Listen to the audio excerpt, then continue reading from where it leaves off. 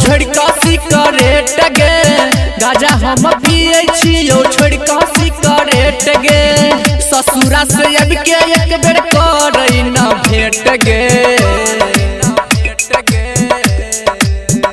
सुन ससुरा से अब के एक बेर करई न भेट गे। गाजा हम पिए छियो छोड़ के सिगरेट गे। गाजा हम पिए छियो छोड़ के सिगरेट गे। बुझला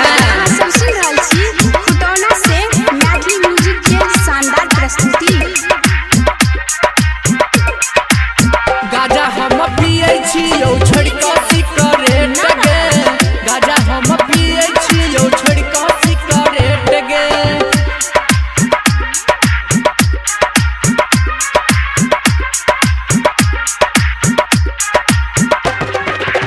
जहिया सब भेलो छौरी तोहर बियाह गे। याद में तोरा हम भगलियौ तबाह गे।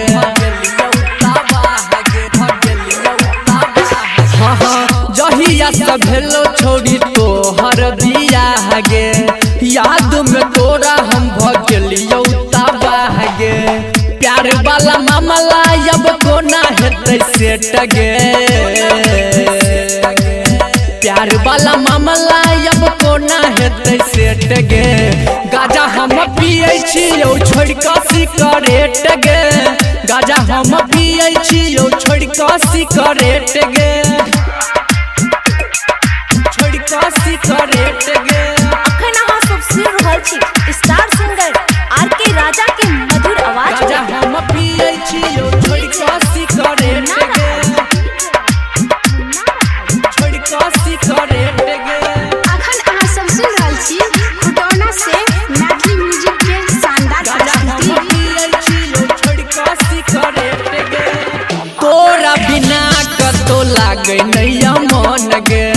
आर के राजा के सब लूट गेलै धान गे।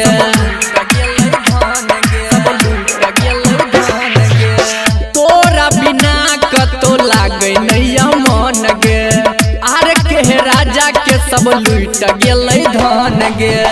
राइटर धर्मवीर करे छौ अखनो वेट गे। परवीन राज अखनो करे छौ वेट गे। गाजा हम पिए छियो छोड़ के